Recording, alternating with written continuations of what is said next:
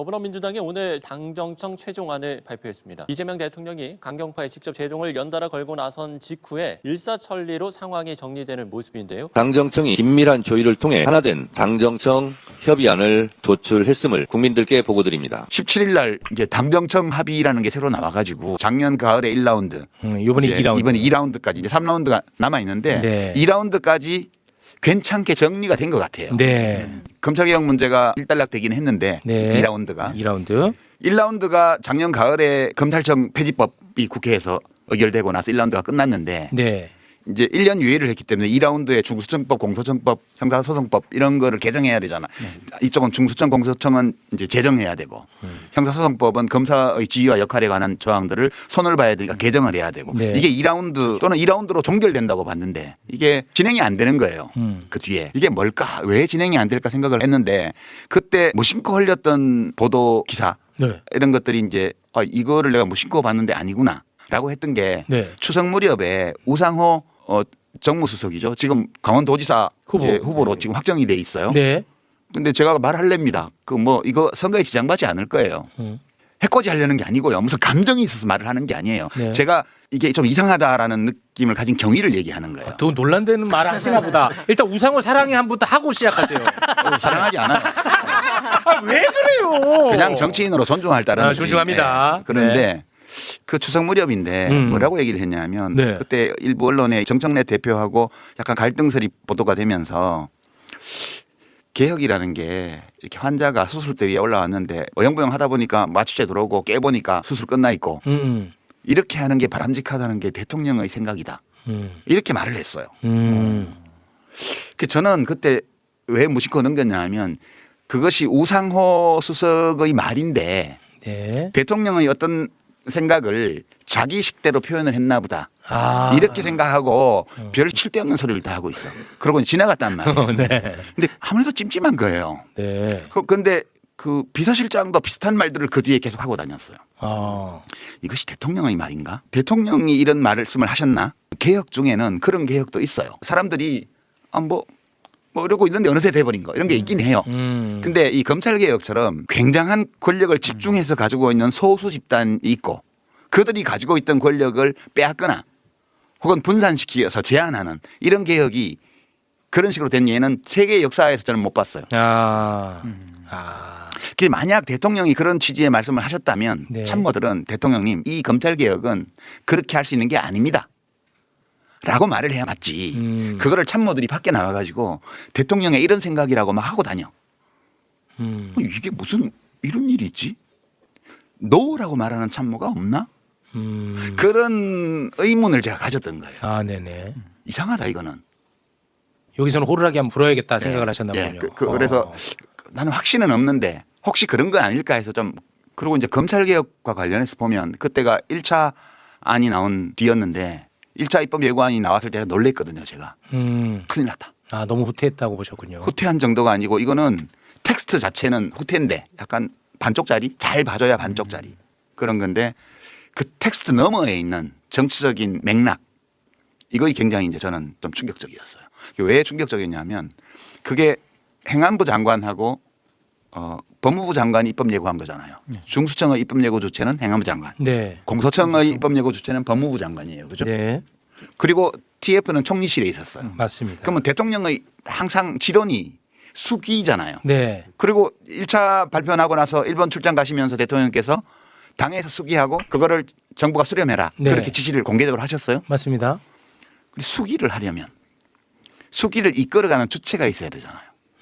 그러면 중수청법은 행안부 장관이 수기의 주체가 되어서 나서서 국민에게 설명하고 비판론자들과 만나고 대화하고 그거를 국무회의 중계하듯이 중계하고 필요하면 수기단을 구성을 해서 시민들 중에 무작위 추출해서 초대를 해서 사전조사를 하고 토론회를 충분히 한 다음에 다시 조사를 하고 이런 절차를 거쳐야 돼요. 네. 근데 행안부 장관이 자기 일 아닌 것처럼 아예 나타나질 않았어요. 또 행안부는 장관 한 명 또 씹고요. 아니 사실을 얘기하는 거예요. 네, 사실은. 법무부 장관도 단 한 번도 국민 앞에 나서서 이걸 설명하려는 노력을 안 했습니다. 국회에 와서 소극적으로 답변하면서 그거 뭐 TF 우리가 주도하는 거 아닙니다. 그다음에 이거는 형사소송법 개정하고 패키지로 묶어야 되는데 이거 왜 안 합니까? 그랬더니 그건 나중에 그 소위 보안 수사권 문제 두고 나오지를 않아요 법무부 장관이. 네. 그 총리는 뭐라고 얘기했냐면 알았어요 몰랐어요 이 안을 합의했어요 안 했어요 물으니까 정부의 모든 입법 예고안은 정부에 관련한 모든 고위 책임자들이 인지합니다. 내용을. 당연히 인지하죠. 인지했습니다. 알고는 있었다 그런 뜻이잖아요. 아니 TF가 총리실 산하에 있는데 네. 총리가 이 수기 과정에 아무 역할을 안 해요. 그럼 도대체 이 안을 누가 만든 거지? 라는 의문이 생길 수밖에 없죠. 거기다가 총리실에서 여론조사해서 뭐 낸 게 언론에 많이 보도가 됐는데 네, 맞습니다. 보안 수사권 줘야 된다는 게 더 많대. 네. 근데 그 과정을 보면 이거는 윤석열 정권 때라면 모를까. 일 잘하는 이재명 정부에서는 있을 수 없는 일의 방식이었어요. 누가 그러면 수기를 주도하고 다녔냐? 누가 했죠? 정부에서? 법무부 장관 정책보좌관. 아, 저희와도 또 긴밀하게. 네. 아니 무슨 이 국가 중대사를 수기하는데 장관 두 사람과 국무총리는 어디 간지 없고 이렇게 장관 보좌관이 난동 부리듯이 온 방송을 다니면서 자, 단어는 조금 순화해 주시기 바랍니다. 아니 이게 도대체 이재명 정부에서는 상상할 수 없는 방식이에요. 이재명 대통령 취임 이후에 행정의 어느 분야에서도 이런 일은 없었어요. 유일하게 검찰개혁과 관련해서만 벌어진 현상이에요. 그래서 제가 이거는 이상하다. 그래서 이제 계속 호루라기를 제 나름으로는 기회에 있을 때 가끔씩 자주 불렀던 건 아니고. 네. 예. 근데 왜 그러셨다고 보는 거예요? 아니, 그 지금 근데 말씀하신 것처럼 이재명 정부의 다른 분야 우리가 보면서 매번 감탄합니다. 그럼요. 네, 그렇잖아요. 네. 그리고 막 효능감 막 나도 방송하는 사람이 막 이렇게 하는 게 스스로도 조금 약간 의형이야, 의형. 네, 그러니까 나 진짜 민망하거든요. 그런데 진짜 그렇게 느껴져요. 근데 검찰 개혁 관련해서만 좀 다른 거야. 이게 나도 이게 항상 내가 참 이게 좀 괴로웠어요. 심적으로. 왜 그랬다고 보시는 거예요? 그래서 정확히 이렇게 된 이유는 모르겠어요. 그러나 이제 이 일에 대한 의심이 왜 이런 일이 벌어졌냐에 대한 의심이 이제 처음에는 장관에 집중되다가 특히 네. 정성모 법무부 장관을 욕하다가 그다음에 국무총리를 비난하다가 그걸로도 설명이 안 되잖아요.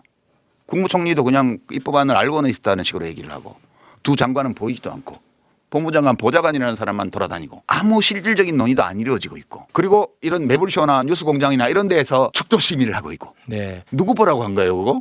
저는 장관은 보지도 않는데. 수기하라고 해서 그냥 한 거일 그렇죠. 그러니까 이게 저에게 수기하라 해서 수기했을 뿐입니다. 네. 그러니까 이제 이게 이 일이 왜 이렇게 진행되는지에 대한 의심이 총리를 넘어서 대통령에게 향한 거예요. 얼마 전부터. 그래서 대통령을 원망하거나 이런 움직임들이 생기기 시작했어요. 그래서 저는 이제 그러면 대통령이 왜 이런 상황을 만들었을까? 이재명 대통령은 국민들 평가가 좋잖아요. 너무 좋죠 지금. 70% 내외 막 네. ARS 조사 무작위로 한 데서 60% 넘어가고 네. 전 지역 전 연령대에서 잘한다가 더 많이 나오고 우상향입니다. 그리고 제가 기대했던 모습대로고 저 개인적으로 네네네. 제가 기대했던 것보다 더 잘하고 계세요. 네. 그런데 제가 지금 추측하기에는 너무 에너지를 다른 데 많이 쓰셨던 것 같다.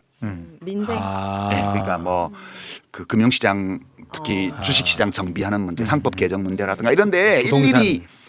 일일이 다 개입하면서 국무회의에서 다 지시하고 뭔가 그걸 다 하시잖아요. 산불에 이르기까지. 그 산불을 왜 이렇게 못 끄냐가 문제가 아니고 왜 이렇게 많이 일어나냐 이런 것까지 점검을 하고. 맞아. 그러니까 시장 다니고 뭐 전국에 설명회 다니고. 그러네. 대통령이 너무 안 쉬는 거예요. 그렇긴 하네. 그러다 보니까 지금 제가 이제 짐작하기로는 대통령이 어떤 이 검찰개혁 문제에 대해서 어느 시점에선가 편향된 어떤 생각을 가졌을 수 있어요. 근데 참모들 중에 그거 안 됩니다라고 아무도 말하지 않아서 대통령이 그것을 점검해 볼 기회를 충분히 못 가지셨던 거 아닌가? 이런 거 하나 있고요. 두 번째는 대통령이 그 어떤 요지인지 보고만 받으시고 축조심이 여기 한 것 같은 이런 거를 안 하셨던 게 아닐까. 그런 짐작은 해보죠. 그러나 네. 다행히 요 며칠간에 그거를 집중적으로 정청래 당대표나 또는 법사위에 열심히 했던 의원들이나 뭐 추미애, 김용민 이런 의원들이나 또 대통령의 정무수석으로 새로 간 분이나 이런 분들이 뭔가를 한 게 아니냐. 지난 며칠 동안 집중적으로. 그래서 이제 17일 아침에 정청래 민주당 대표가 이제 그 법사위원들 옆에 모셔놓고 네. 기자회견을 했잖아요. 네네. 3월 16일 저녁까지는 그 전까지는 당정협의안이라고 했던 게 당정청협의안으로 되면서 대통령의 의지가 그 들어가면서 문제가 매듭지어졌다. 아. 이렇게 보는 거죠. 그러니까 저는 사실 수기의 과정이 책임성 있게 진행되지 않은 거. 그게 제일 근본적인 문제였다고 보고요. 정부의 담당자들이 책임성을 충분히 보이지 않는 가운데 이제 매불쇼와 같은 이런 뉴미디어 쪽에서 축조 심의를 정말 어느 재래 언론사도 하지 않았던 수준으로 찬반 양쪽을 고루 들어가면서 네. 그 축조 심의를 했잖아요. 네. 그 장관 보좌관 되는 분이 여기도 나오시지 않았나요? 그렇습니다. 예. 이제 그런 것들이 저는 대통령께서 그 세부적인 사안까지 결정을 내려서 당정청의 어떤 합의를 만들어내는데 굉장히 큰 기여를 했지 않나라는 별 근거 없는 추측을 하고 있습니다. 아. 저는 굉장히 수긍이 좀 갑니다. 왜냐하면 매불쇼를 칭찬했으니까.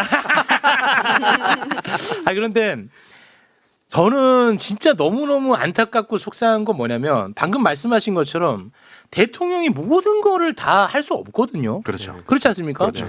그래서 그런 부담을 줄여주는 측면에서라도 우리가 이렇게 함께 호루라기 불어주고 함께 수기해주는 것이 리스크를 줄여준다고 저는 생각하는데 그렇죠. 이런 걸 하면은 뭐 반명이니 정부를 흔드니 막 이런 댓글들이 달려버리니까 아주 정말 너무 고통스러워요. 제가. 그렇죠. 그게 컨텍스트예요. 정청래 대표가 발표한 그 당정청 합의안이 만들어진 과정을 그 텍스트로 보면요. 네. 대통령께서 그 너무 지나친 건 안 좋다. 네. 아 검찰총장 이름. 이름 그거 쓴다고 해서 없는 권한이 생기는 것도 아니지 않냐. 네. 그리고 뭐 공소청을 3단계로 한 거에 대해서도 이름만 바꿨지 그 유지를 시켜줬고 그다음에 뭐 검사들 다 해임한 다음에 재임용하는 선거를 문제. 재임용하자 이런 얘기도 그거 왜 불필요한 얘기를 하냐 이런 것들은 대통령의 의견을 다 네. 받아들였어요. 네. 그 대신에 이제 중수청법 45조를 완전 삭제한 거라든가 그렇습니다. 다른 세세한 악용될 수 있는 그런 수사 지휘와 관련된 부분. 검사들이 사실상 수사에 개입할 수 있는 통로로 이용될 수 있는 백도어로 이용될 수 있는 것들을 다 막아버렸다. 다 끊어버렸습니다. 이런 것들은 법사위 위원들의 의견을 다 받아준 거예요. 그렇습니다. 이게 수기라는 게 그런 거예요. 네. 수기라는 게 서로 자기 입장을 가지고 있지만 상대방의 의견을 들어보고 논쟁해보고 그리고 대통령이 당정협의안에서 더 많이 물러섰고요. 그리고 법사위원들 이걸 추진해온 법사위원들 쪽에서도 실질과 관계없는 거, 관계가 적은 거 네. 이런 것들은 대통령의 의견을 네. 받아들인 거죠. 네. 이제 이런 것이 수기라는 거죠. 네. 그러니까 내 입장의 일부 변경 가능성, 내 입장을 일부 변경할 가능성을 처음부터 가지고 의견이 다른 사람과 토의하는 거예요. 그래서 이제 결과는 잘 됐다고 저는 봐요. 그렇습니다. 뭐 만점짜리는 아니겠으나 네. 현실에서 누구든 자기 생각에 만점이라는 건 있을 수 없죠.